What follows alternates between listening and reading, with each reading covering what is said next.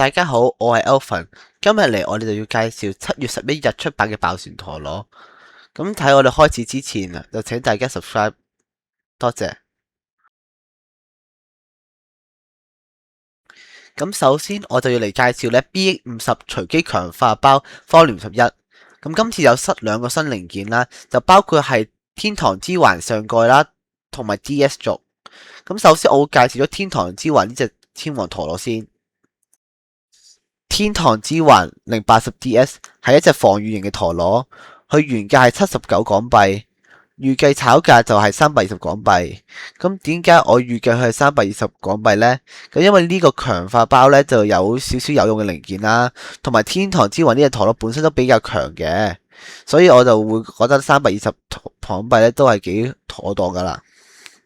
咁首先介紹呢隻陀螺啦，天堂之環上蓋，佢呢就上蓋形狀就比較圓，但係因為佢係 BX 嘅擴張系列啦，所以中間咧就會有啲鐵圍繞住個紋章啦，同埋咧佢入邊其實係有塊鐵啦，做咗偏重心嘅設計啦，所以其實佢係唔係幾平衡嘅，所以咧做到雖然佢咧就比較圓，但係持久力都比較欠佳。不過持久力都唔係太廢，可以贏到一啲攻擊型陀螺，但係就贏唔到一啲例如球族鯊魚啦。跟住佢輪盤080，佢輪盤其實基本上係廢嘅，因為80係太高就超容易爆啦，0系列又係容易爆同埋刮盤嘅一個啦。而最尾就係咧 DS 軸啦，S 軸啦，大家做一個嘅一個盤喺周圍啦，可以增強佢尾速啦。但係咧本身 S 軸咧因為係防禦軸啦，所以其實佢又冇防爆環，係好易爆啦。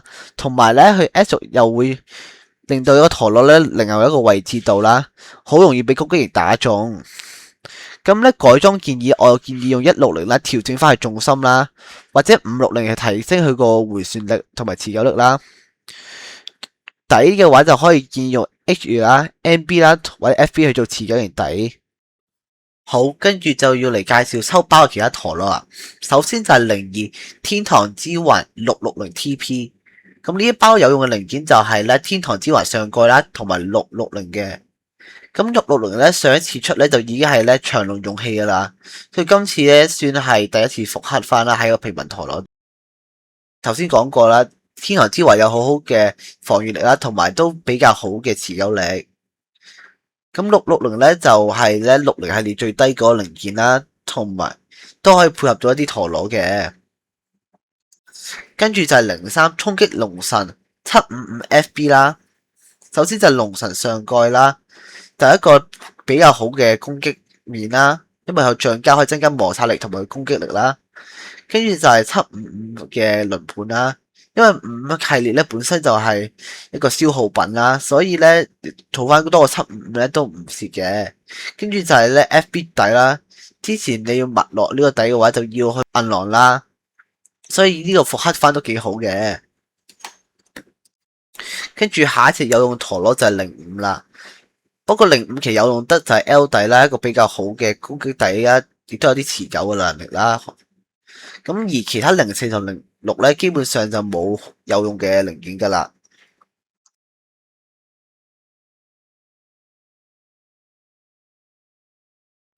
暴風天馬370RA 係一隻攻擊型。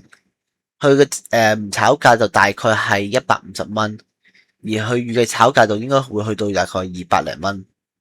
咁咧，其實呢隻陀螺基本上咧，淨係你有回憶咧，或者有懷舊感先會買嘅咋，因為佢上蓋又太薄啦，就做唔到咩好厲害攻擊啦。370咧，基本上已經冇用嘅零件啦，70高度實在太高，會好容易俾人爆啦。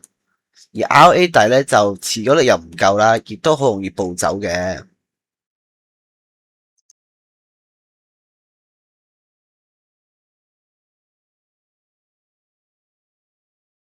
好，跟住就嚟到今條片嘅重點，榮耀女戰神 LF 攻擊型。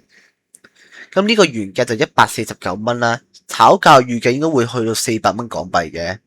首先就係呢隻陀螺就係天帝武神嘅轉身版啦，佢有天帝武神嘅彈弓啦，可以用嚟咧反擊啦，同埋增強佢攻擊力。佢嘅造型咧有3枚嘅攻擊印嘅。咁因為佢上蓋係一體式啦，即係將上蓋同輪盤合埋一齊啦，所以就會難啲爆。你唯一爆佢方法就係打爆佢個底。咁佢原裝咧就配咗 LF 軸啦，係一個中規中矩嘅零件啦，但係咧都唔係太渣嘅，我覺得。如果作為新手嘅話，呢隻咧都係幾好啦，因為仲配埋一個發射器。咁如果要改裝嘅話，就建議配 LR 軸啦，去增加佢個接上駁位嘅次數，去增強佢攻擊力。好，跟住嚟到總結啦。首先就係 UX20榮耀女戰神。咁咧，我覺得呢執咧，基本上新手老手咧，都要買噶啦。除非你係咧冇乜錢啦，因為呢一粒有副個發射器啦，所以新手就好着數啦。同埋佢因為有個上蓋一體式啦，所以你唔需要買個輪盤啦，淨需要換個底就可以上戰場啦。其實你唔換個底都可以上戰場，不過換個底就會好啲，有好少少持久力。咁老手點解買呢？因為上蓋都應該有 T1 水準嘅攻擊力。咁跟住到我哋下一隻啦嘅 BX50 隨機強化包科廉11啦。呢一個我覺得咧預算多一啲嘅先去抽啦，因為始終佢有用嘅零件其實都係得4隻啦，但係其實每一隻嘅有用零件唔係好多，你之後仲要補翻啲零件啦，所以我建議就預算多一啲先去抽啦。而最後咧嘅暴風天馬咧，除非你好中意就買啦，如果唔係就 skip 咗佢，因為基本上所有零件都係廢嘅。咁如果你中意呢條片咧，就請你 subscribe 啦、like、share 同埋 comment，多謝。